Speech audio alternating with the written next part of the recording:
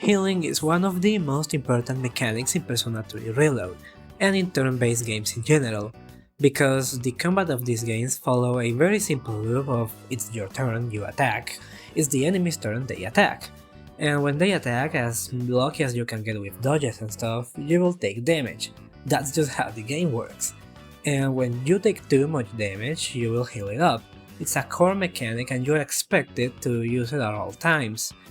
But what will happen if you never healed? Is it even possible to complete the game like this? Well, that's what I wanted to find out, and I'll show you my journey on the I think is the first ever no-healing Persona 3 Reload run. But for a proper challenge we need established rules. Of course we play on Merciless, no DLCs is allowed, no New Game Plus is allowed, the usual stuff. As for the challenge itself, we cannot intentionally restore HP or SP, not with dia skills, items, enduring souls, passives, you name it. The only moments our HP will go up is when a day passes in the calendar and when your characters get their HP set to 1 if they go down during a battle and you manage to win without them.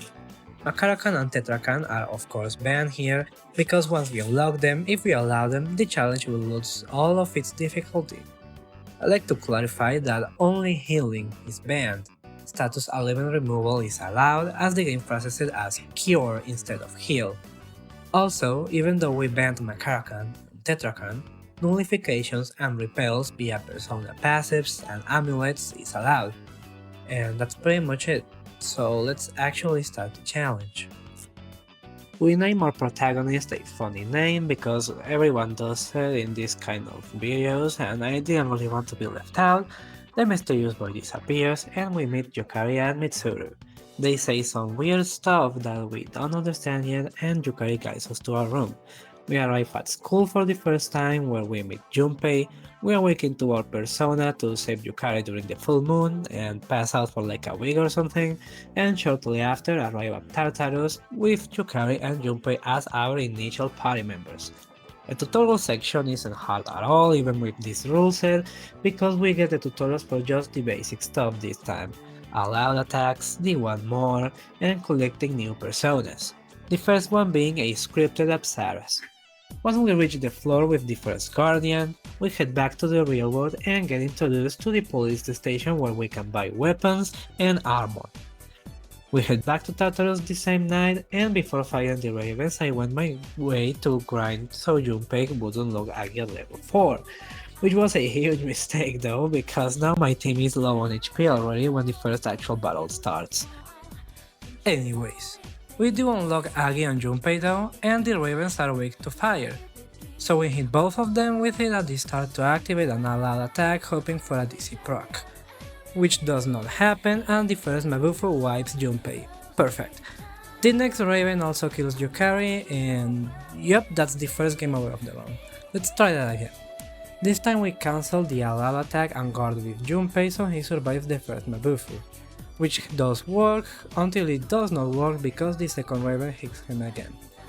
Yukari as the healer of the group is completely useless on this fight and we lose once again. The following attempt is similar to the previous one, but this time Yukari actually dodges the first Mabufu, which is huge because the second Raven hits her instead of Junpei. On our turn, we hit both of them with their weakness, follow up with an all-out attack, and repeat on Junpei's turn.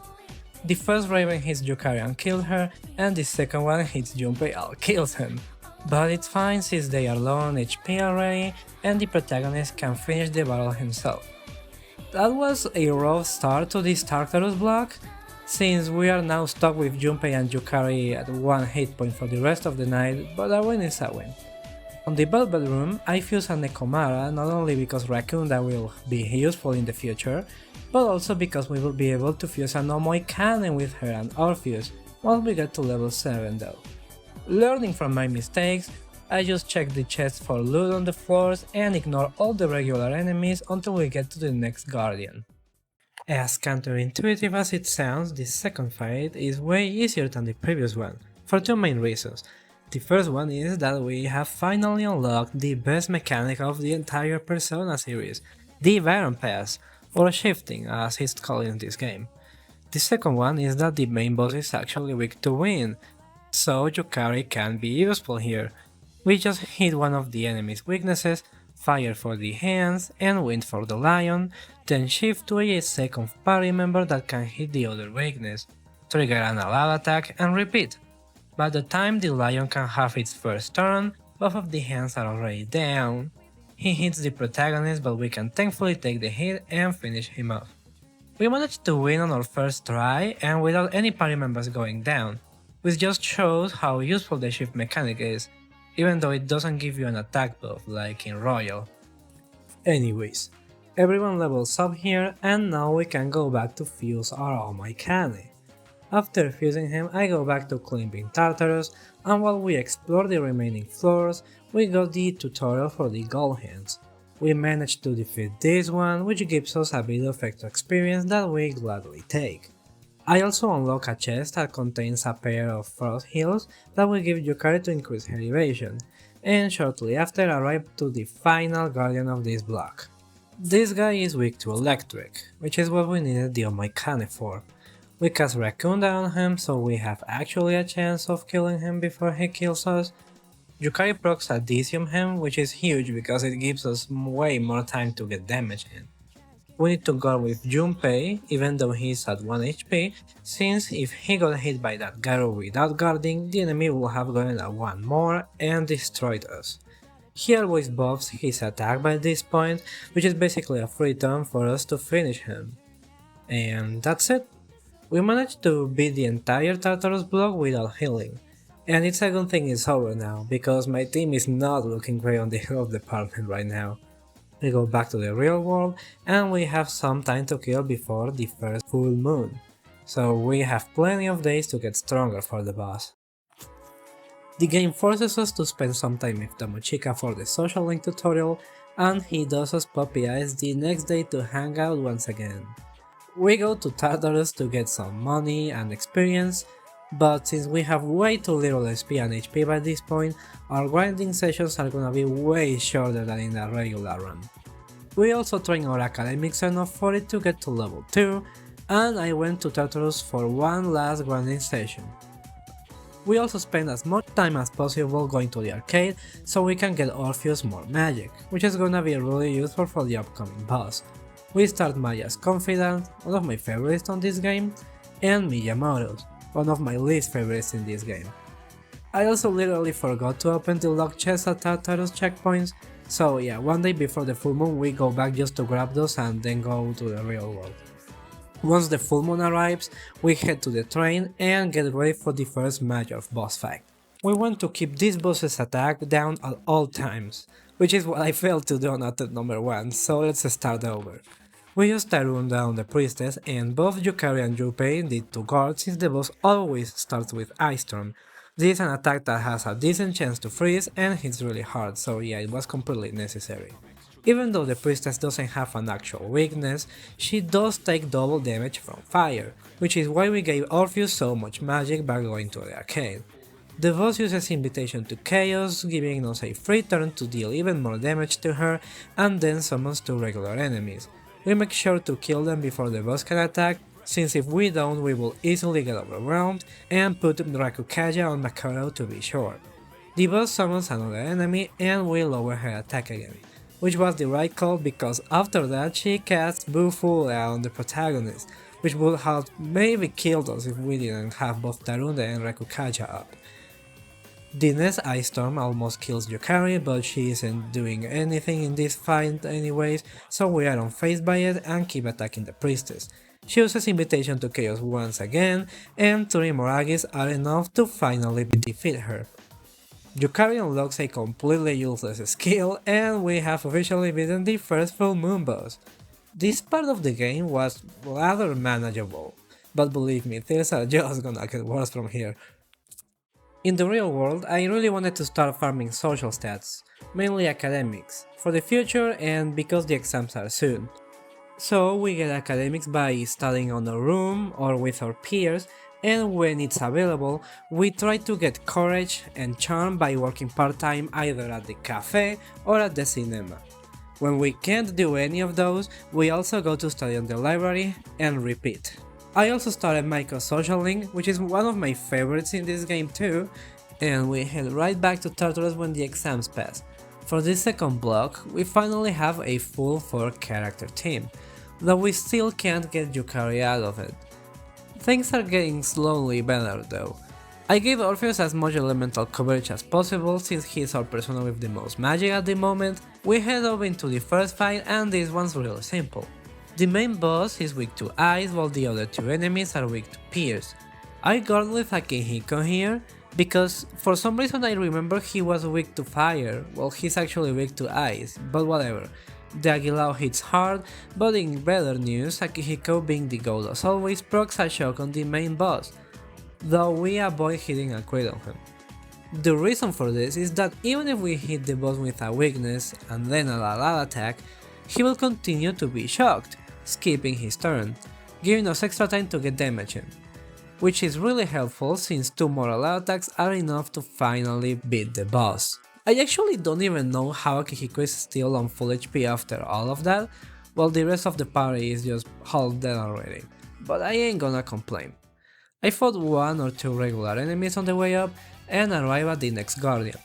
This one is a little bit trickier since the tables like to cast poison on us, and yeah, we already have enough problems managing our HP, and with poison on the table things just get infinitely worse. Our first attempt doesn't go pretty well, so let's try a different strategy. Here we take a lot more advantage of our live attacks. We proc a DC on the main boss, and we luckily grabbed a Mabufu gem on the way up that Yukari can use to target the 2 tables' weaknesses. We hit another Alada attack, and we wipe both of the tables, which means we are safe from poison. The boss uses Garula and luckily doesn't hit Junpei or Makoto, because if he did we would be screwed. And we safely finish the fight now. The third guardian is a completely different story though. My first try did not last long because of Akira Makoto. Something tells me that we ain't completing this block on the first night. Anyways, this fight is against a disturbing dice in company of 2 Slaughter twins. The twins are weak to Bless, which we have no persona to hit on our stock right now, so we take as much advantage of items that can inflict this element as possible. Or not, because Makoto dies to a crit again. And you know what? The crit is just to put salt on the wound, because we are so low on HP that probably the regular damage from the bash will kill us anyway. The die has no weakness, and he does like to cast Revolution, which increases everyone's crit rate, including us. That's the reason why we've got crit 2 times in a row. Since the twins also use physical skills to try to get crits on, we try to beat them as fast as possible. Once the twins are downed, we spend a purifying rise on one of them to insta-kill them. As far as I know, you have a lot more chances of landing an insta-kill on enemies weak to the element the insta-kill is, and I think it does further increase if they are down. We try to confuse the other one so he can't act for longer, but it misses. Junpei actually crits that one for big damage though, which makes this attempt look a lot more promising already. Makoto uses a Bufula gem which does a fixed 100 damage, because it's way stronger than anything he can do right now. We do proc a shock on the dice with Akihiko and hit him not 1 or 2 or 3 but 4 times in a row with no crit. And Revolution is active, by the way. The odds are absolutely not on our favor, and with Akihiko dead now, things just go from bad to horrible. Yukari is the next to go down, and we luckily proc a DC on the remaining twin, so we buy some more time.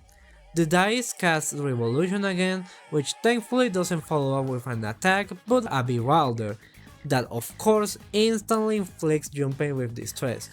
The remaining twin dies, and for some reason the dice decides to also cast Bewilder on Makoto instead of trying to crit Junpei. I was already celebrating until Junpei missed the last attack, but luckily Makoto has way better aim than him and he finishes the fight. Guess that's another reason he's the leader and not Junpei. Anyways, that got really close to another game over, and I don't want to find out what will happen if the dice decided to attack instead of inflicting us with ailments. There's one guardian remaining on this Tartarus block, but I don't think it's even possible for us to defeat him on our current state, so we head back to the real world for now. On the real world, we don't do anything special. I keep advancing my co-socialing and I start Yukos too.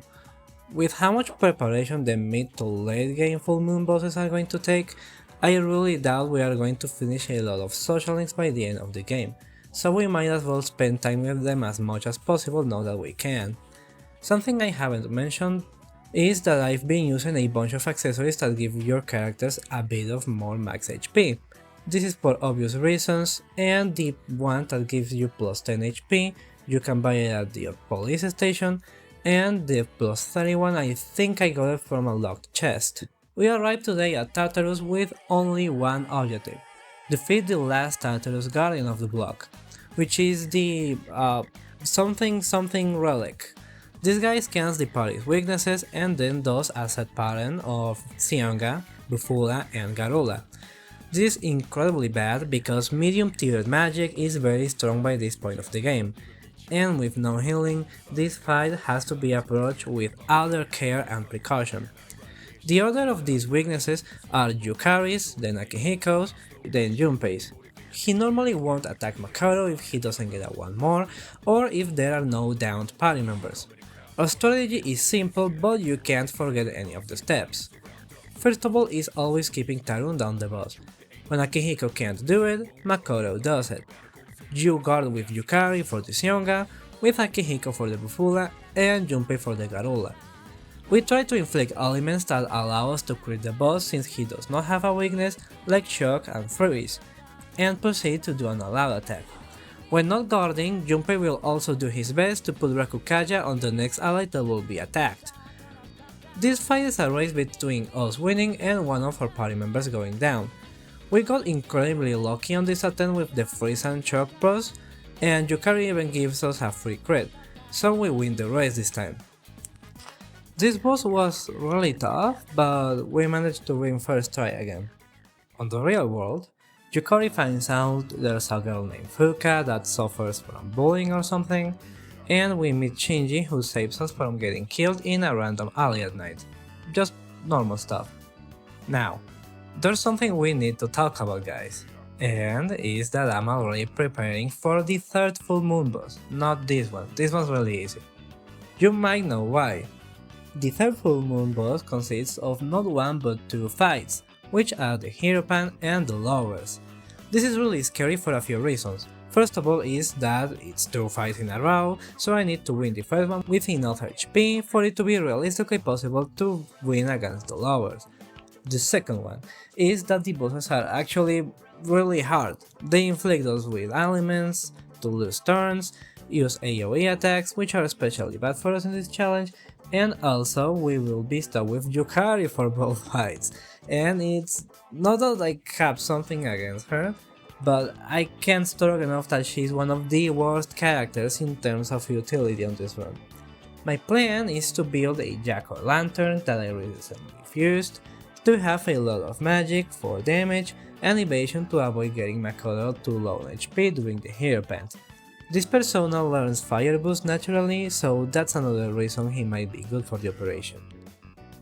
Anyways, focusing on the present, Fuka's bully admits to lock her in a gym with no water or food for multiple days as a prank for TikTok. Fuka disappeared mysteriously and she regrets doing it. At night we enter Tartarus hoping that she's there, and we lose contact with our team for a while. Once we regroup, we find Fuka and escort her to the exit of the tower, but we bump into a boss on the way. Fuka awakens to her persona and the fight starts. This fight is really easy because both enemies have a weakness at all times. The Emperor starts being weak to electricity and the Empress to strike, so we exploit this as much as possible to get damage. Fuka tells us she's ready and we unlock probably the thing I love the most about this game, which is Fuka's scan. I don't think I've ever discovered a weakness of an enemy by myself since I unlocked this on my first playthrough, but anyways. Continuing with the fight, the boss changes affinities, but we can just scan them to keep destroying them. By this point I got scared for a moment when the Empress gave the Emperor an attack buff, and he casts Get to A right after, but Akihiko manages to dodge it like the absolute animal he is. We just keep exploring their weaknesses for another rotation and wipe the floor with them. This is probably the easiest boss on the entire game, but it's just the calm before the storm, because from here on is where I started doubting that this challenge was possible. In the meantime though, we gaslight Fuka into joining our cause, and I keep getting as much magic as possible into my jack-o'-lantern for the future. I also got my champ to level 3, and we finally unlock theurgy attacks, which are probably the only thing that make this challenge possible in this game, without overgrinding levels that is. I completed enough requests to unlock Elizabeth's outings. Yeah, that's enough socializing for now, let's just go back to the grind. Now that we have theurgies, we can just defeat no normal enemies before getting to a guardian to have at least some of them charged when arriving to the fight. You will notice that Mitsuru is in my party now, she became available recently, and alongside Akihiko, she will probably be one of my permanent party members for the important operations. She has Rakunda naturally, which is already huge, since it helps us finish fights faster, but she's also an insane magic DPS herself. Now that we have Fuka, her theurgy is very helpful because the party-wide hit riser helps us with anything we need for this run, taking less damage, having more chances to dodge, and doing more damage. Though we need to be careful since if multiple party members' HP or SP is very low, it will give us a party wall heal, which instantly invalidates the attempt of any fight we're doing. As you can see, this first boss is really simple, we just apply debuffs when necessary and hit the enemy's weakness to activate all attacks. I actually didn't use theurgies that much in this fight, and it's because I was preserving them for the fleet-footed cavalry, which is a pretty tough guardian that I thought was second in this block, but no, he's actually the third one. We managed to win with a good HP percentage anyways, so let's head into the second fight. This second boss is even easier than the previous one. The Gigas are super susceptible to ailments for some reason, and since they do good damage, we can just make them kill each other with charm. We don't receive a lot of damage during this fight, which is a good thing, because the third one and last one of this block is actually hard. At the start of this fight, we down the enemy with the protagonist's theurgy and managed to put a choke on the boss. We reduce his defense with Mitsuru for good measure and throw a couple physical attacks for crits. Junpei somehow survives the first AoE attack with a lucky counter, and we do get lucky twice, since after using Mitsuru's theurgy, we proc a freeze on the boss. A crit from Junpei and a theurgy from Akihiko once the enemy is down does good damage, and the boss uses his turn to cast a buff on himself, which is probably helpful in this challenge, since any turn we can get where we don't get hit is huge. This time is enough time to finish the fight. After some awkward attempts at farming regular enemies, we get to the border floor, retrieve the old document and get back to the entrance. In the real world, we meet Koromaru, which I'm gonna spoil you guys, we ain't gonna use him that much, and start spending time with our party members at night. Akihiko's ability is especially useful once you unlock it, since it boosts the effect of all buffs on him by a 20%. At level 1 that is, because at level 2 he gets 40% bonus. Another one we wanna get is Fuka's, since it decreases the damage received from weakness hits on all characters. I didn't record the remaining days before the full moon because nothing actually eventful happens. I just farm levels for Yukari at night and go to the arcade during the day, so let's get right into the thing you wanna see. My suffering. I can't even remember how much tries I've lost to this piece of shit of a boss.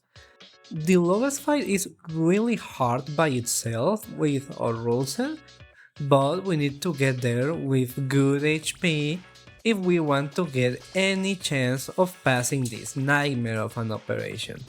The Hieropant has like literally 3 moves, and all of them are bad for us. He does a set pattern of Makuga, which hits hard and hits the entire party, that's the thing that makes it problematic. Then Doomsday Doctrine, that inflicts all your party with fear, and then Assault Dive. The entire gimmick of the fight is that feared party members have a very high chance of getting crit, so he tries to do that with Assault Dive. There's something a lot of people don't know about this fight, and is that using accessories to resist fear is completely useless. This guy is scripted to always inflict fear on your party with Doomsday Doctrine. However, the game limits the number of party members that can be feared in the same turn to 3. I'm guessing this is so people don't get soft lock in the fight. Normally Makoto being the only one that doesn't get feared. He will also do Makuga twice in a row if Makoto has a persona weak to Light equipped in that turn. So we want to avoid that at all costs. When a party member guards, they won't get inflicted with fear, so that's actually something we can play with. We basically want to receive as little damage as possible until we have all 4 theurgies and then just destroy the boss with them. I've spent around like 3 hours doing attempts, testing if Junpei is better than Mitsuru or Akihiko, and I got a good attempt here, but as you can see, Yukari and Makoto ended this fight half dead, so it's sadly impossible for us to win against the lovers. So let's reload this save file and try again.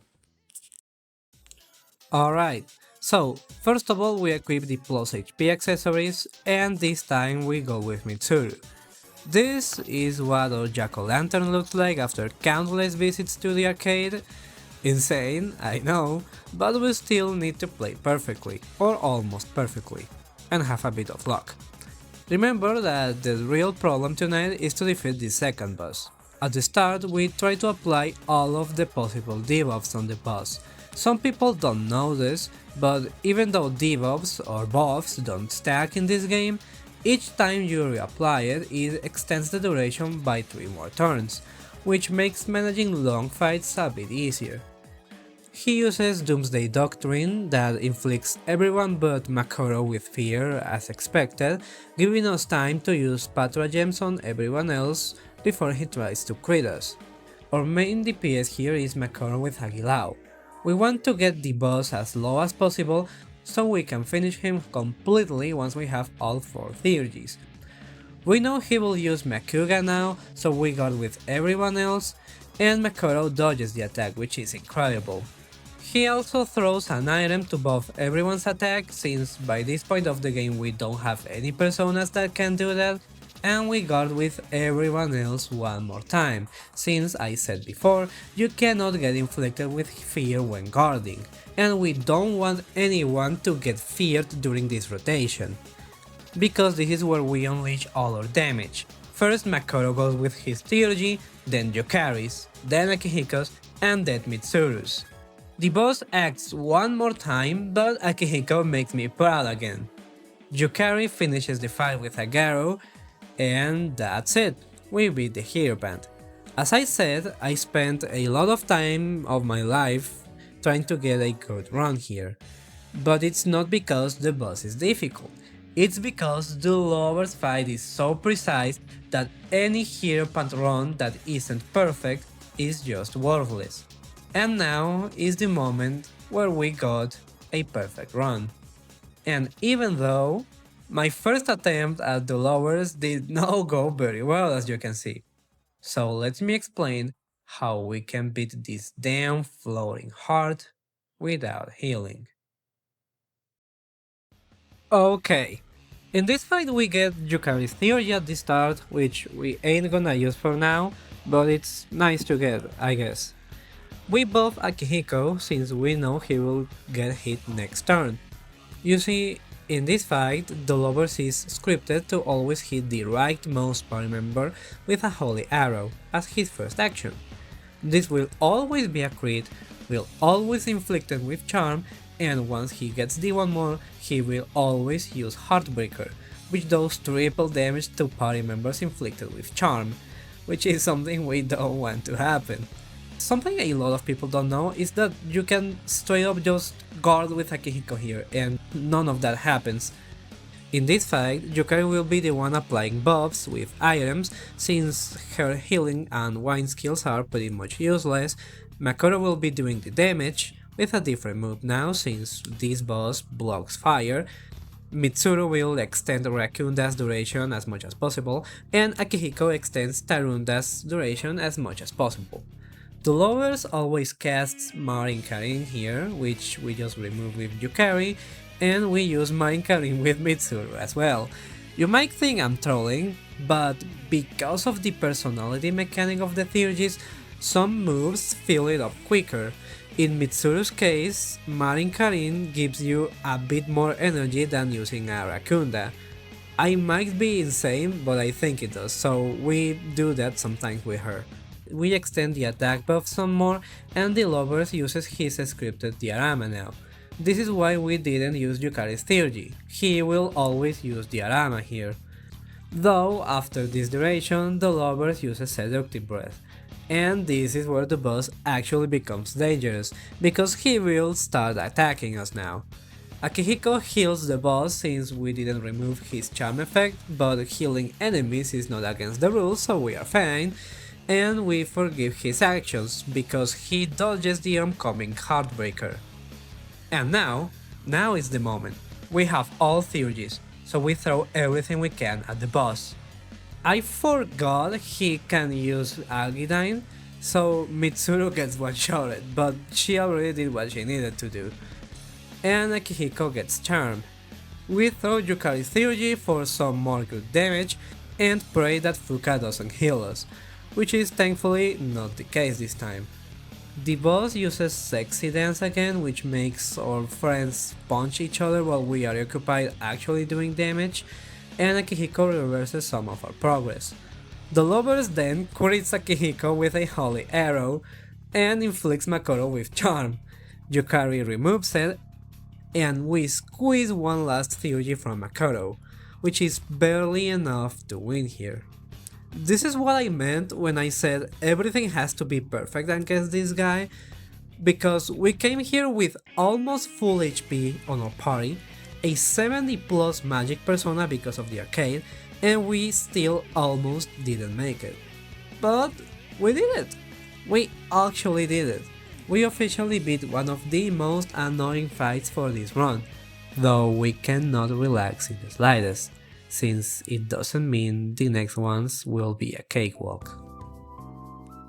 After this full moon operation, things get really chill for some time.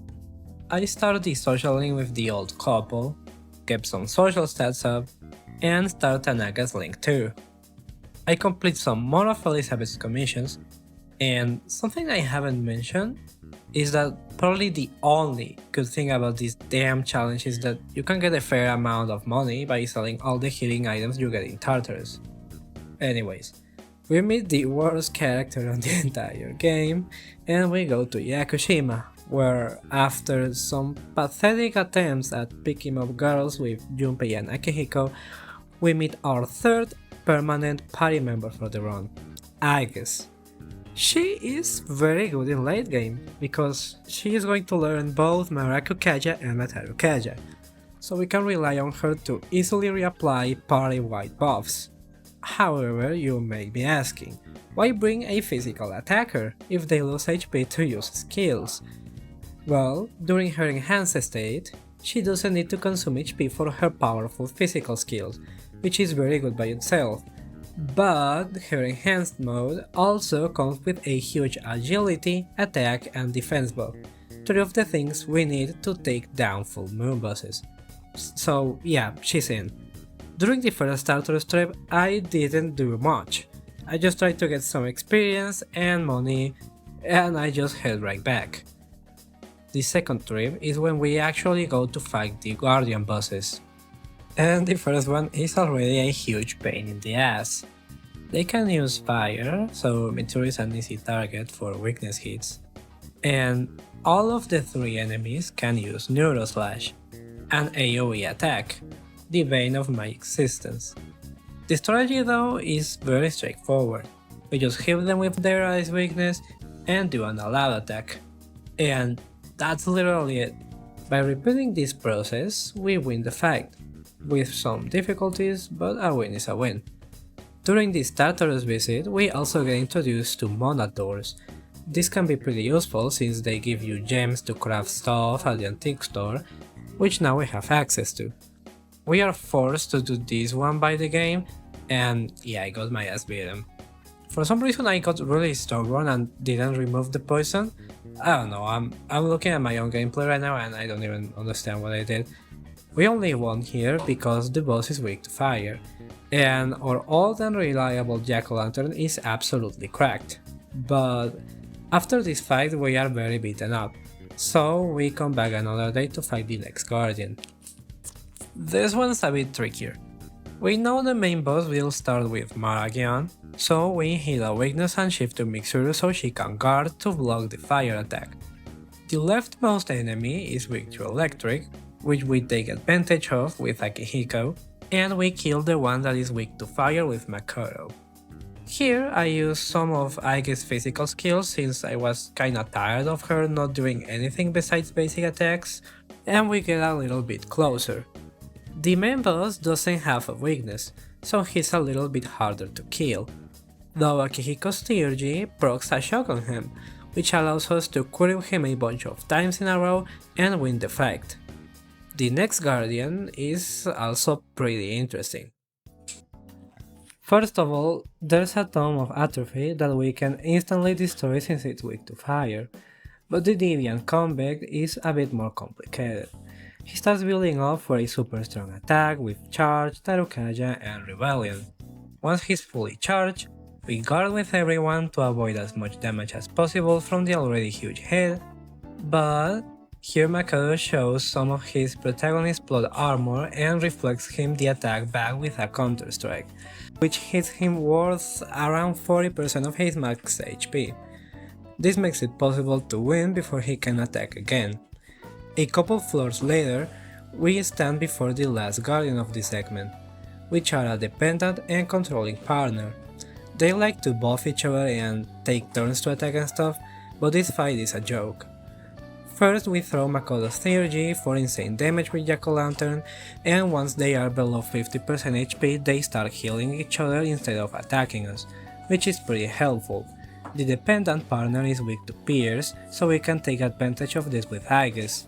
And after proccing a freeze on the other one with Mitsuru, the fight is pretty much over already.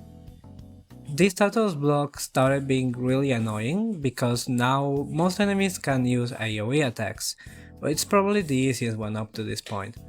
Anyways, we get introduced to Monad passages, which we won't be doing today since we are very beat up, and once we get back to the Velvet Room we fuse a King Frost, and go back to grind to level 37 with Makoto to be able to create a Black Frost.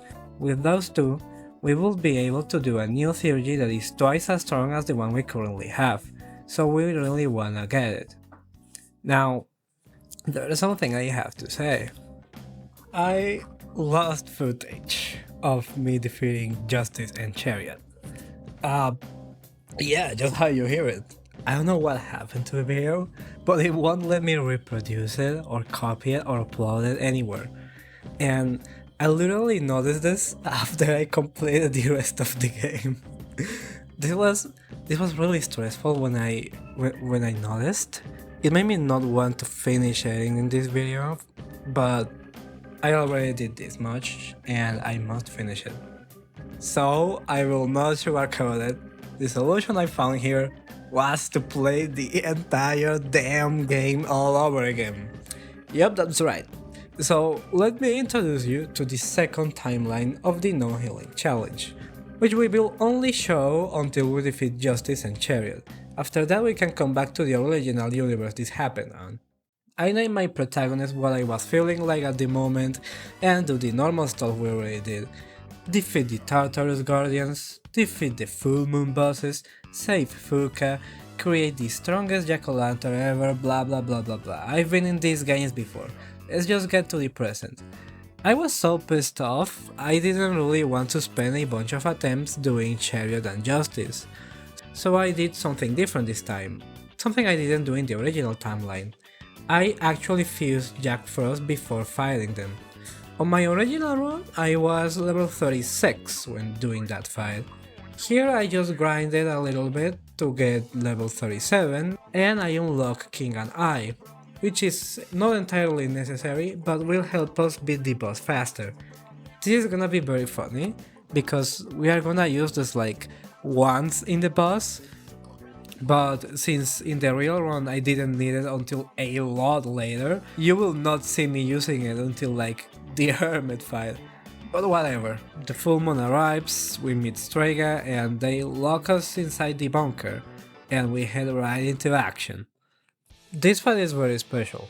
The Justice is resistant to all magic types while neutral to physical, and the Chariot is resistant to all physical types while being neutral to magic. They start the fight combined, which makes them resistant to everything, and the only way for us to separate them is with a Theurgy. We debuff and buff to our incoming damage as usual, which doesn't work that well since Makaro gets crit with turn 1. Our main source of damage during these first few turns while we wait for the Theurgies to charge are gonna be the elemental gems. These subjects do a fixed amount of damage, and we have saved up a bunch of the ones that do 100, which is pretty good damage we do to both of them before we can use the first Theurgy. These guys absolutely hate Makaro since they use their strongest attack against him, but we can still win, trust me. Once we have Aegis' Theurgy, we throw it to separate them. On Makaro's turn, we unleash King and I, which did not disappoint, I'm gonna tell ya. I can't believe it's like this late into the run and this Jack-o'-lantern is still carrying us so much. Although a good chunk of this damage didn't matter that much since Chariot revives Justice at 500 HP.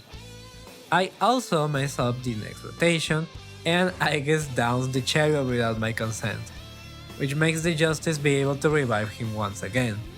Making them revive each other is not a bad strat though, since they use way weaker attacks when they are separated. Once they have the chance to combine again, they have Mitsuru's Theurgy in their reserve. By this point, they are very low on HP, so we easily beat them first try.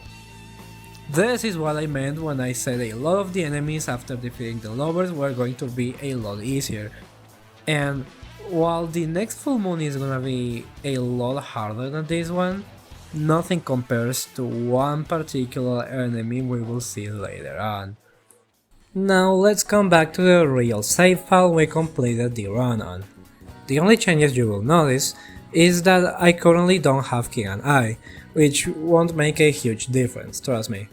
Before going to Tartarus, I spent a couple days working on my social links and stuff. The more we advance on the run, the less time we spend on this, since the preparation required for full moon bosses are going to skyrocket after we defeat the Hermit, which is the next one we will go up against. Though we have to finish Hayases by the end of the game, or we won't be able to defeat the final boss. If you know, you know. Tartarus bosses are becoming a lot simpler now, since we have access to better skills on both our personas and our party members. So for this chunk of the game, I'm just gonna show you my winning attempts at them while I explain some stuff we need to cover. First of all, we are gonna start farming major Arcana cards. You see, now that we have unlocked the Chariot Arcana card, being able to get Makaro plus 10 HP at least once per Tartarus visit is pretty good, so we start coming back to Tartarus more often to pick this up. We also have the Hieropant and Empress and Emperor, which are nice to pick up too. Since the major Arcana cards can't repeat, it also increases the odds of us finding Chariot. And for farming them, I'm gonna explain a little method I have. Strong Shadows, the one with the red aura, are guaranteed or almost guaranteed to give you a major Arcana card. Ending the fight with an allowed attack guarantees you a shuffle time. So, if you end a fight against a red shadow with an allowed attack, you will always get a major card. Combine this by going to the Arca block that has the low level lions that are also weak to fire, and we have a reliable and fast method to farm these cards. Though I didn't farm them as much as maybe I needed, because I was way too confident for the Hermit. But oh well. After the most uneventful Tartarus bosses up to this point, and one or two boring grinding sessions at Tartarus, the full moon arrives. And we have two more party members available for this. First of all, we have Ken. And yeah, he's objectively the worst character for this run. In terms of DPS, he does pretty much nothing. The thing that makes him good is that he has access to barriers, which we have banned for the run. So yeah, we won't be using him like ever. The second one is Shinji, or at least for a while. He is the second to worst character after Ken. All he can do during a fight is like 3 very strong physical attacks and then absolutely nothing else until he dies, so he will also not get any action. The Hermit only does electric magic attacks, which may make you think Aegis is not a good pickup, but I don't think that's really true. We can always pray for her to dodge some of the attacks on the early turns, and once we have Tsukunde and Tsukukaja up, it becomes all the more likely. Also, while she is on her enhanced mode, weakness hits don't do that much damage to her, and it also prevents the enemy from getting a 1 more, which is the whole reason weakness hits are bad. So yeah, we are gonna be on creative again and use the same team one more time. So let's get right into it. The preparations for the boss are pretty standard stuff. First of all, I started doing the Monad passages another day for fun, and we just two-shot the first boss, so nothing really eventful to talk about here. We go back to the Belva room to fuse our Black Frost in this timeline, and we finally unlock King Anai canonically. We keep advancing Hayase's social link as much as possible this early on, since he is crucial for the final boss. I do not want to run out of time to spend time with him near late game because of the preparations the final stretch of the run will take. And I am also afraid I'd straight up forget to do it later, which would also be a catastrophe. We go fight the other boss of the first Monad passage to get a feeling of how strong our theurgy is, and yeah, it looks pretty damn good. So let's actually see how this will go. The full moon fills the sky, Junpei gets kidnapped by his yandere girlfriend, and we quickly check if we have the correct equipment on. Once we are confident, we head inside the nightclub of Palonia Mall and the Hermit fight starts. Now we have access to 2 very important things. The first one is Concentrate, which will allow Makuro to do a lot more damage with both normal attacks and the King and Ai theurgy. The second one is Marakukaja on Aegis, which allows us to increase everyone's defense in only 1 turn. This is one of the reasons she is gonna be so helpful during the rest of the game. Mitsuru will use Rakunda to lower the boss's defense, and Akihiko will keep extending his attack debuff as well as using items to increase her attack. Since this guy has so much HP, 8000 in total, we can't receive that much damage during the early moments of the fight. This boss has an instance where he starts charging and we need to stop him from doing a very strong AoE attack. You can stop his charging by doing enough damage, something I failed to do and we get absolutely destroyed. On attempt number 2, we make Mitsuru use an item to increase everyone's agility instead of lowering the boss's defense right away, which seems to work out since Aegis dodges the first CO. Makuro does decent damage but nothing crazy yet, and Aegis gets double attacked again. This time we have both Rakukaja and Tarunda on, so the damage is a little better this time around. The boss starts his charging and we throw Aegis' theurgy now. The reason I can't use King and Ai right away is that the boss has some sort of HP barriers that prevent you from doing too much damage to him every rotation. I don't exactly remember at what HP percentage they are, but I know that after you do enough damage for him to stop doing the charge, that's the max amount of damage he can receive that turn, so we won't waste it here. although it comes at the cost of being hit with Mega Spark. I have a little safeguard with Makoto, which is a persona that blocks electric, so we don't have to worry about him. With Aegis on her enhanced state, the damage is rather low actually, and Akihiko manages to dodge it. I already unlocked the passive that makes him get 40% more of every buff effect, so I'm guessing this is thanks to that. After Mitsuru's Theurgy, we do enough damage to pass this phase. A while later, the boss initiates charging one more time, but since we did set up a good hit with Concentrate with Makoto, we get the boss to 50% HP, which stops the charging for now. The next Masio hits only 2 of our characters for pathetic damage, though I guess Theurgy runs out, which is pretty bad. Once the Hermit decides to charge again, we finally throw King and I, which does over 2000 damage, instantly stopping the charging. With Aegis in her regular state now, the oncoming Masio is actually a little problematic. The Hermit uses the one more to use Hike Ball Current on Makoto, and it actually hits him because he had the wrong persona equipped. We realistically can't really lose here, since Makoto can win by himself while having equipped Takemi Natsuchi to block all of his attacks, but we really want the rest of our team alive by the end of the battle, since full moon bosses give so much experience it would be a waste to win without them. The Hermit starts charging one last time, but by this point we had both Mitsuru's and Akihiko's Theurgy fully charged, which is enough to win before he has time to attack us. As I said, we could have won by spamming basics with Makoto for 2 hours, but we really wanted the experience on the rest of our team. It's also a lot more fun to play this way. And from now on, the endgame of this challenge run will start. We have 3 more full moon operations left, and these are going to be the hardest we will have to overcome. But we made it this far, so we have to finish what we started. After we kill the Hermit, we kidnap Junpei's girlfriend. I try to keep advancing social links that I will probably not be able to finish by the end of the run, and unlock some of the passives of our party members. Even the ones that are not part of our main team are going to be useful, since we will need to rotate our team composition against Hangman and Nyx. As for Tartarus, the fights are becoming rather uneventful.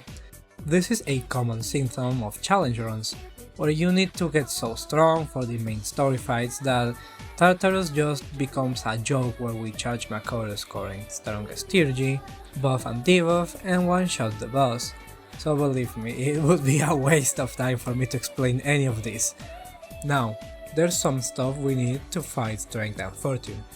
Fortune has a move that instantly removes 300 HP from your entire team. This is absolutely horrible and will make the fight a nightmare. Strength only does physical moves, and can use AoE attacks. By exploiting the method I told you earlier at the Arca block, we get a Makoto with a rather high amount of HP. I guess that will do in that regard. We will have to equip plus HP accessories on everyone else to balance this out of it. As for new personas, the most important one I got was Chiki-Hoji. His moveset isn't useful for us, but he naturally repels a strike, which is basically all the moves the main boss does, besides Rebellion that is. For DPS we use the same old reliable, Jack-O-Lantern with Aguila plus Concentrate, and King and I when we have the Theurgy. Since there's not much more to explain for this fight, let's just get started with this madness. Okay, so the wheel is set to be random, but it's actually not. It has a fixed order, which is the following. The first spin increases everyone's attack, nothing too bad. The second one is the one that makes this fight so hard. It deals 300 almighty damage to everyone. For the boss this is but a scratch, for us it leaves everyone at like 3 more hit points. The fact that it happens so early makes it even worse. After that it lowers everyone's defense, and then it will give everyone a free concentrate. Pretty useful actually. So we need to work around the effects of the wheel to win. A little mistake I committed was forgetting Strength resists spears, making Aegis significantly worse for this fight. But oh well, everyone commits mistakes, don't we? I have spent a couple attempts just dying right after the second roll hits everyone since 300 fixed damage is so high. Makoto's Theurgy hits really hard, but with the boss having like over 2000 HP left still, this is not looking very great. Fortune can also attack our party members with Gyrodyne and Megarodyne, which does very good damage too. We can't really get hit by Strength while Makoto has Chiki-Oji equipped, which is an advantage, but Fortune can just destroy us with Gyrodyne. There's not a single persona that knows both Wind and Strike that I know of, or at least that we could get by this point of the game without overgrinding levels. So let's just try again. We need to play perfectly to win this. At the start, we buff and debuff with everyone. Makoto has Chiki-Oji equipped. This makes the first attack, which is always Mobius Rondo, not do any damage to him, and rather low damage to everyone else. As I said before, the first wheel spin gives everyone an attack buff, and we take advantage of this to do some damage with Makoto. We extend our buff's duration and reapply Rakunda. The next two attacks are thankfully dodged by both Aegis and Makoto. We throw Akihiko's Theurgy for quite some damage, and then Strength boosts her own crit rate. Now, this is the moment where the wheel rolls 300 damage. This leaves everyone very low already, and the boss still has around 80% of her HP, so we need to play very carefully from now on to win. Since the next Mobius Rondo has a very high chance of critting us, we guard with everyone who isn't Makoto to be sure. The wheel now lowers everyone's defense, and this is the moment. We have Concentrate and King and I. We need to start actually doing some damage. With this and Mitsuru's Theurgy, we get the boss below 50% HP, which sounds pretty good on paper, but we are as close to losing as in any other attempt. Aegis's Theurgy makes her only use attack moves for around 4 turns, and Strength is resistant to Pierce. This makes it look like a bad idea to use it, but with how much agility and defense she gains from this, I think it's pretty much worth it. Strength then kills Mitsuru and tries to do the same with Aegis, but as I said, the agility buff she gains is pretty good.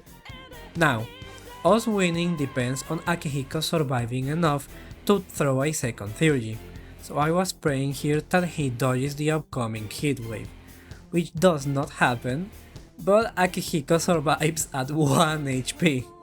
The reason we needed Akihiko alive after that is that now the wheel will land on the global concentrate, so we attack with Makoto for good damage, and we pray that with both Akihiko's passives, concentrate and Rakunda on the boss, this damage will be enough to defeat Strength before she can attack again. She does survive by a very low amount of health, but her next move is Rebellion, so we accomplished our main goal. The problem is that the Magarudyne from Fortune kills Akihiko, but this is not the time to panic. We down Strength with Makoto and now we can start attacking Fortune. We are on the edge of death, but I trust we can do this. The next Garudyne leaves Makoto at 1 HP instead of killing him, because the persona he had equipped has Endure, and we fully charge Oracle. Using Fuka's Theurgy here would be amazing if it gave me Concentrate or the Heat Riser effect, but it would invalidate the entire attempt if it healed me, so we are going to pass on that. The wheel actually rolls on Concentrate again, which is huge since we have Makoto's Theurgy one more time. We use it and absolutely destroy Fortune with it, though it's scripted to do a last wheel spin that does absolutely nothing. Now, something interesting happens. Afraid that Aegis would miss her basic attack, I threw an elemental gem since those can't miss, but I moved between the menus way too quickly and...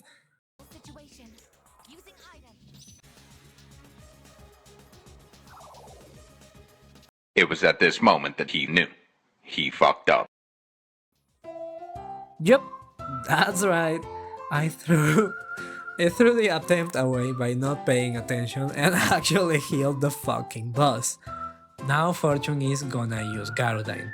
If he hits Makoto, the attempt is over. It's literally a 50% chance we don't win. And I get away with it just like that. After the boss kills Aegis, I just sit there wrapping my head around what just happened, and once I calm down, I just basic with Makoto and win. That was the closest battle up to this point. 3 out of 4 characters dead, and our protagonist at literally 1 HP. It almost felt unfair to instantly lose 90% of all my health just because of the wheel at the start, but we managed to win. Right after we defeat Fortune and Strenght, Takaya shoots Shinji, but we don't call for an ambulance, since healing is not allowed. Akihiko gets super sad about this or something, and unlocks his second Theurgy. This Theurgy is absolutely broken. With both of Akihiko's passives, Rakunde and Terukaya up, this thing will do some crazy numbers against Nyx, which is a huge help. I guess it's not that bad that they killed Shinji. Continuing with the useful stuff we get with the rest of our party members, Aegis finally unlocks Terukaya, Fuka awakens to her new persona, which adds a global concentrate plus charge as one of her possible Theurgy effects, and Mitsuru learns concentrate. This is super huge too, since it turns her Theurgy into pretty much a one-shot for boss phases. As for ourselves, now that we reach level 54, we can finally fuse Siegfried. This dude is absolutely fucking busted. He can learn charge, crit amp, and slash amp. He starts with good stats and has Brave Blade, which is a pretty strong move if you add all the passives we mentioned, but it costs a 20% of your max HP to use it, which of course we won't be doing against Strega or the Hanged Man. The thing that makes him so important is that we unlock the best Theurgy on the entire game after fusing him and Mithras. This Theurgy is Scarlet Havoc. This is not going to be stronger than King and I yet, but once we get Siegfried enough strength and magic at the arcade, we are going to start doing crazy numbers. As for what I've been doing with my time, it can be just summarized by going to the arcade to make Siegfried stronger and going to Tartarus at night. As for Tartarus, you know what the strategy for the bosses is going to be, so we won't lose any time explaining that since this video is already over 1 hour long. So let's discuss the full moon operation. Soon we will fight against Takaya and Jin. Right after that we have to defeat the Hanged Man. Jin and Takaya have each 1500 HP, and they also have HP barriers that we can't pass before certain dialogues, so we can't exactly one-shot them immediately. Hanged Man has around 9000 HP and he has 3 phases. On each of them we can only do a maximum of 3000 damage to him, and in between of each phase we will have to defeat a horde of enemies. Takaya and Jin have some moves that can target our party's weaknesses, but nothing we can't mitigate with buffs and debuffs, and some lucky dodges. The problem is we need to use at least 2 of our strong characters against them to win quickly enough, so Makoto doesn't just start the Hanged Man fight on low health. The problem with that is we will need to switch in a weaker character to Hangman. Hangman will use a move that gives him 3 free turns at the start of each of his phases, and will use those 2 turns to do 2 Ghost Hands and 1 Concentrate. When he has Concentrate on, he will always make it all down on the next turn, which would literally one-shot us immediately. So we need careful planning for this. After October 4 we unlock the Fortune Major Arcana card. This increases the max HP of the entire current party by 8, which is exactly what we need. So most of my Tartarus grinding sessions go from looking for that thing, finding it and go home. Elizabeth gave me an Endure skill card that I start cloning at the shrine to put on all my personas, which can only be triggered once per battle, but I'm scared of me messing up and equipping a persona that doesn't have it, so I just do it to be sure. The Clock of Tartarus that gives a bunch of EXP to low level characters was a huge help to get Junpei a little bit stronger, since we may need him in a bit.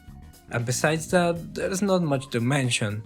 I'd like to say something a lot of people don't know, and is that we need to give Siegfried magic as well as strength. Theurgy damage checks for both stats regardless of the element the Theurgy is of, so having a decent ratio of these two is actually kinda helpful. As for the strategy we are gonna try to use, Jin and Takaya are relatively simple. We want a buff and debuff as much as possible, and once we pass the scripted dialogues, we destroy them with theurgies. Takaya likes to use insta-kills, but I haven't really spent any of the homunculus I've gotten through all the run, so we are fine on that regard. As for the Hanged Man, we basically want to one-shot every single phase, including the mini-fights against the statues. Basically, if we theoretically always one-shot the boss, he doesn't have a chance to destroy us. This may sound like a crazy idea from me, but realistically it's the only way we have to win, since each time we give him only one turn to act, it will potentially kill at least one of my characters. That's just how bad this is. This is gonna be tough. It's gonna be the definition of playing perfectly, but it's also gonna look really cool when we win, so let's get right into it. To prepare for Hanged Man, we also have to choose what teammates are the best already. Makoto can one-shot the first and last phase with Scarlet Havoc, so we need someone who can confidently one-shot the second one, since we need some time for him to feel the gouge again. Mitsuru is perfect for this. The problem is that we also kinda need her for the first fight. I got the max safety shoes that give her plus 50 HP. You can buy this from Tanaka in your room on 712 by the way, and I'm gonna trust this is enough. For this fight we equip the plus HP accessories too on everyone, but for the second one I'm gonna put Endor on one of my characters and the Barna bracers on Mitsuru that we crafted at the antique store. This increases ice damage by 50%, which is exactly what we need. Besides this, we just kinda equip the best boots that give the most agility and the armor that has the most defense. So let's now actually begin the showdown. On my first attempt, I tried to get away with using Yukari, since I really underestimated how much damage these guys can actually do. My punishment was waiting to finally die for a bunch of turns, since this game doesn't have an actual fucking reset button. On my second attempt, I just said, fuck it, let's use the heavy machinery. Quite literally, actually. Don't worry, we only need one thing for the next fight against Hanged Man, which is Mitsuru being able to use just one theurgy on phase 2. So it doesn't matter if the rest of the team is low on HP or they straight up die.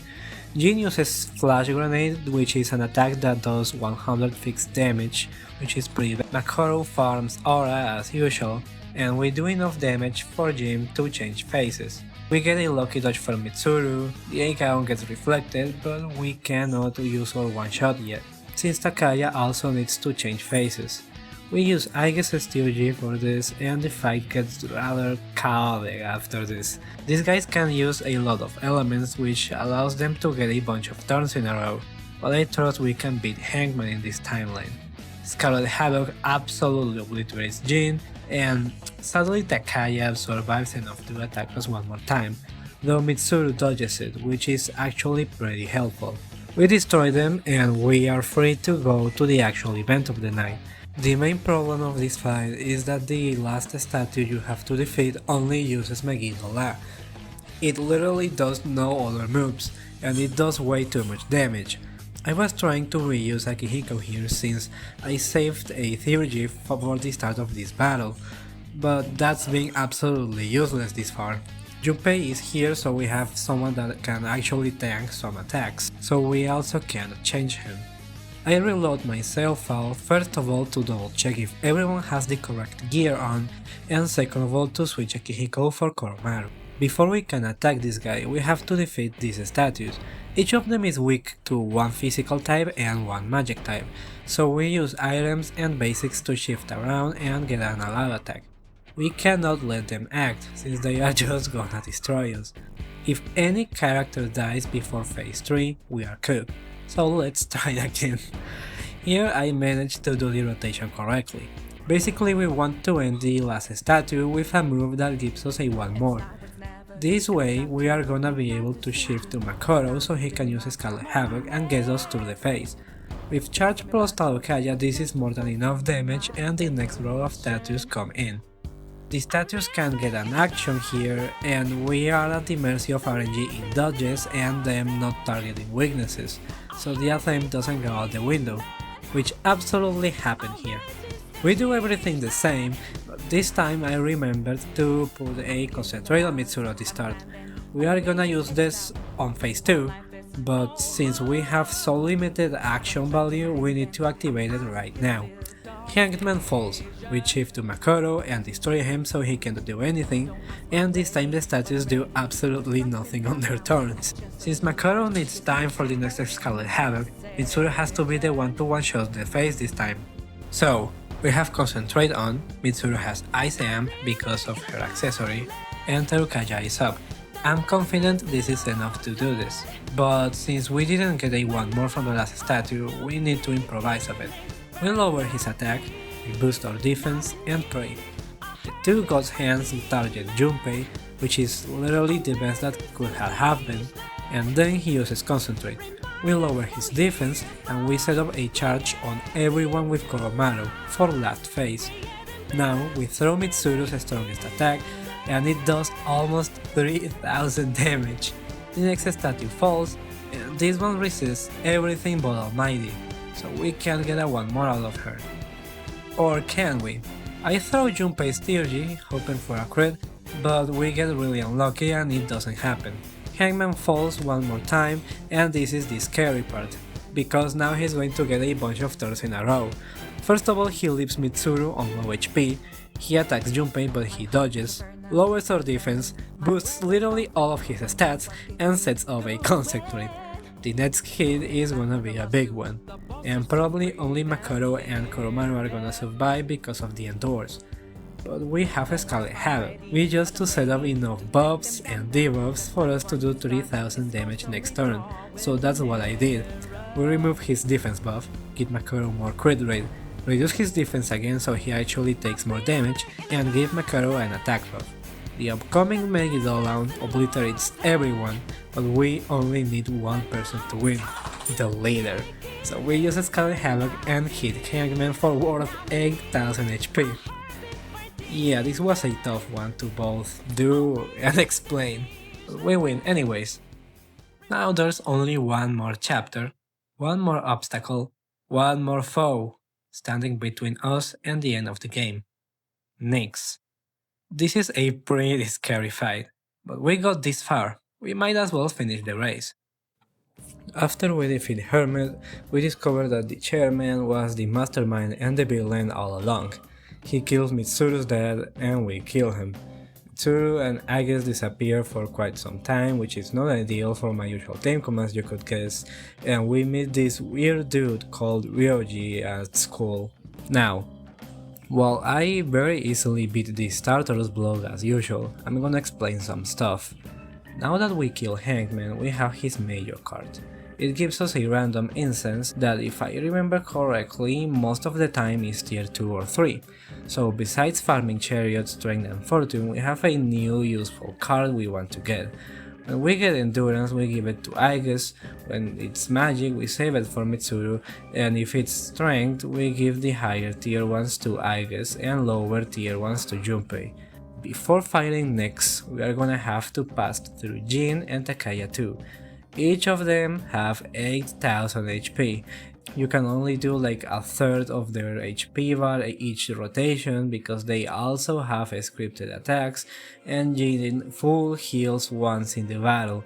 Takaya literally drops all of your current party members to 1 at the end of the battle, so we are going to be stuck with no SP on Makoto for the entire Nyx fight.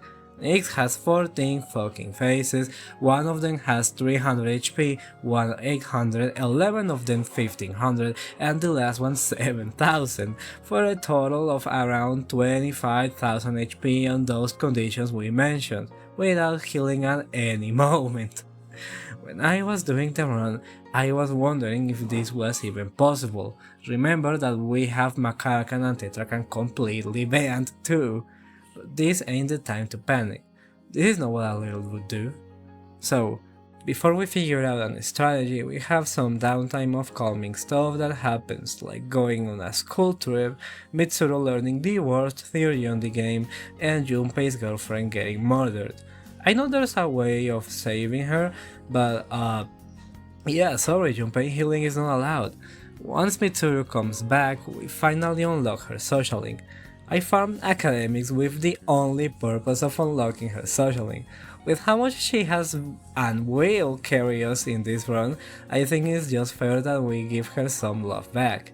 And now that we have her back as a party member too, we have to go back to the Arca block. I haven't shown footage of these grinding sessions most of the time, one because I haven't really recorded them, this run is already 120 gigabytes on my fucking PS5, and second because they are just uninteresting to watch, dude. This shit is painful to do.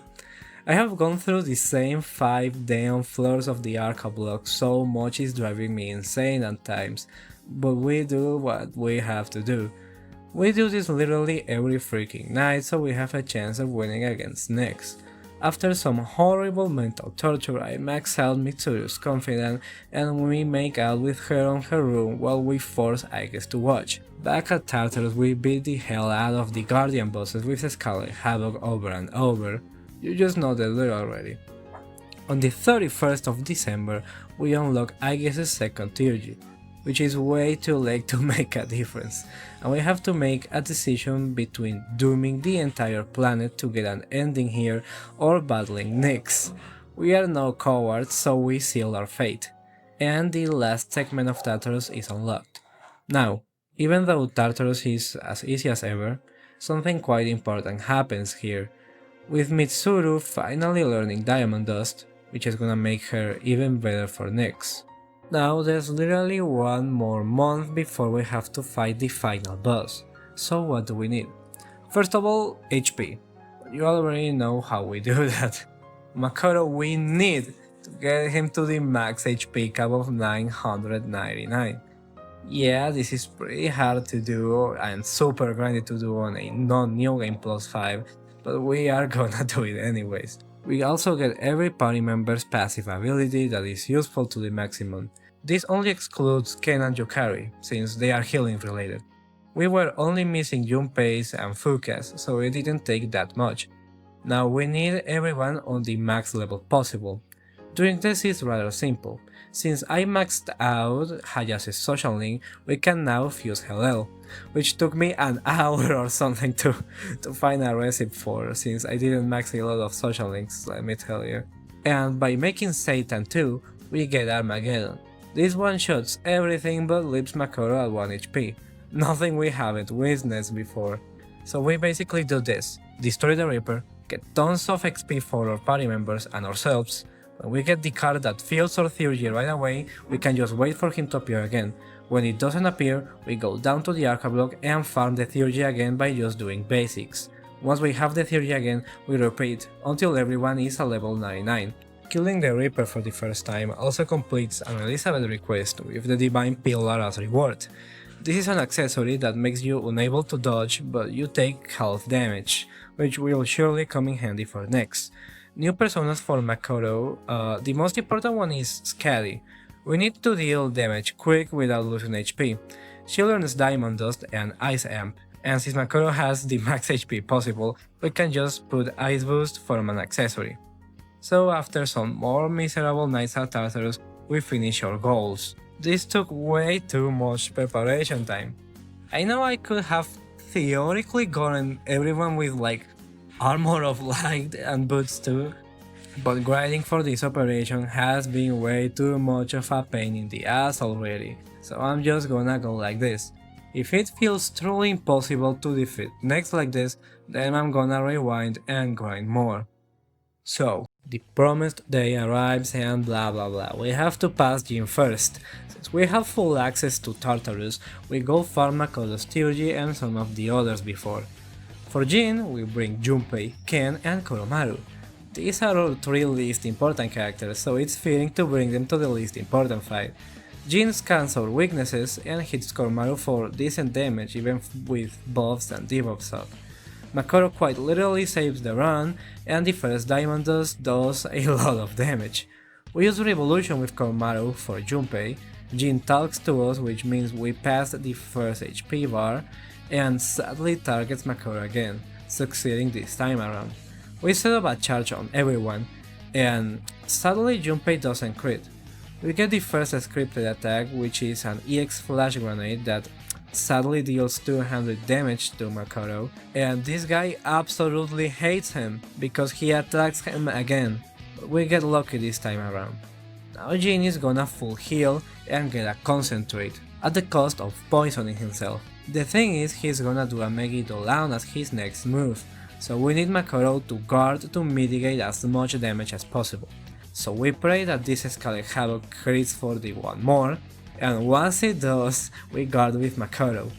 He has an HP barrier, so we cannot kill him in his turn. We might as well guard with anyone else too then.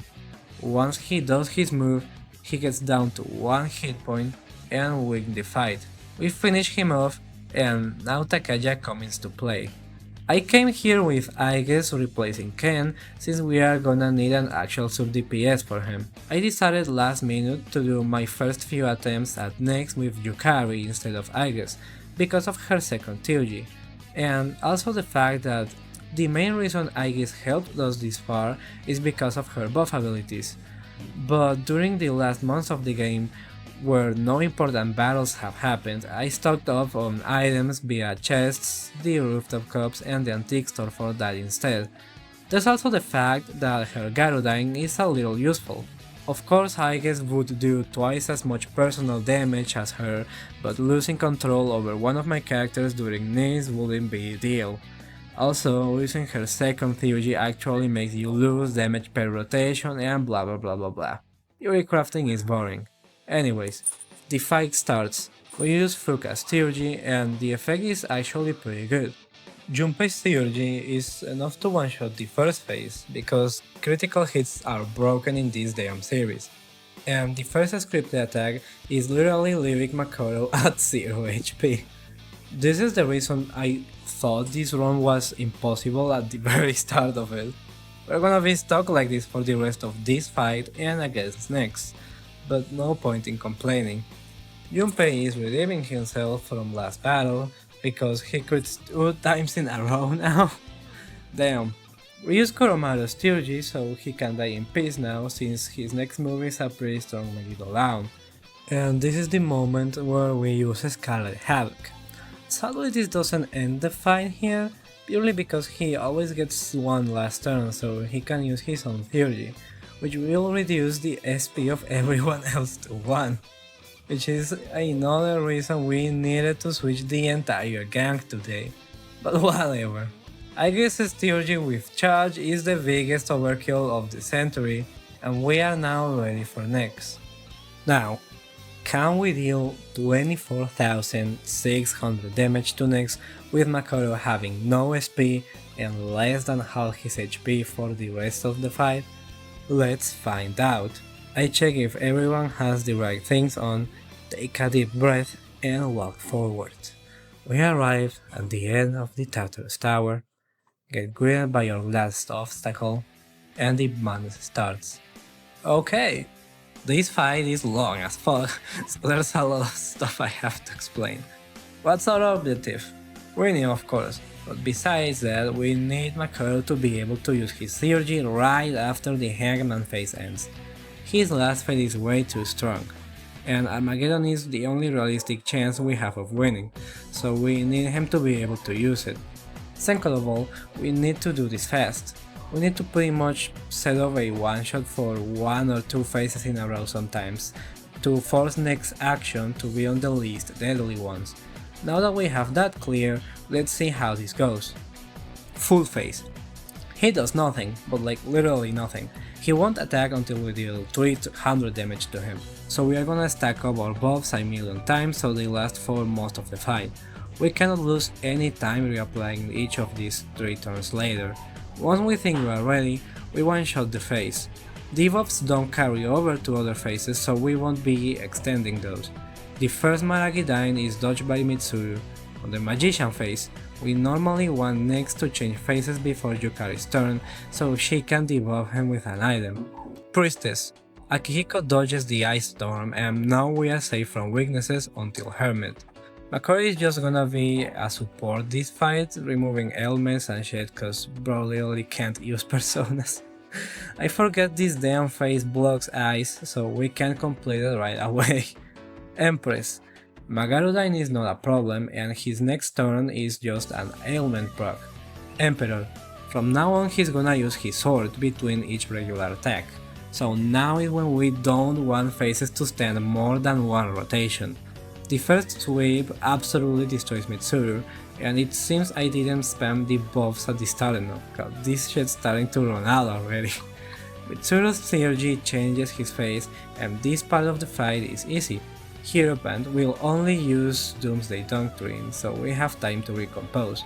Akihiko's theurgy one-shots the face, and now Lovers comes in. Sensi Dance is also not a problem, and Mitsuru absolutely destroys him. Chariot. We get lucky as fuck with the dodges, and we set up a party while concentrate with Yukari. Justice. We know he's gonna do Macau Gown, and thankfully no one is weak to that, so it should be fine. Akihiko's theurgy changes the phase, and now we are in one of the phases we wanna end up quickly. Hermit. We can't afford losing Yukari to anyone besides Hangman, so we spend Mitsuru's theurgy now. Fortune comes in. I literally wasted Yukari's concentrate, and Inferno one-shots Mitsuru. This phase has only 800 HP, but can use all the 4 main elements' strongest attacks. We spend most of Akihiko's remaining HP for a God's Hand, and Yukari manages to finish this phase. The problem is that Strenght absolutely destroys everyone. He kills Yukari and Akihiko too. And here I panicked a bit. We still have Hangman to go, but Hangman will use Megidolon at least one time. We can just equip a persona that repels physical for this entire phase to survive with only Makoto, so we do that for like 5 minutes until he is at 1 hit point. We want him to finish himself, since that will allow us to lower his defense before Hangman can use his first Grim Transcendence. We time it correctly, and he used 2 God Hands that just damage himself. At the end of the turn, he uses Concentrate. We change to Siegfried since he has max 99 endurance and guard. We are left at 169 HP, but during the next Grim Transcendence, the 2 Sundays he does are enough to destroy himself and change to death. And in a very poetic motion, Armageddon leaves us at 1 HP and with all our party members wiped. A very representative picture of this run, but it allows us to finish the challenge.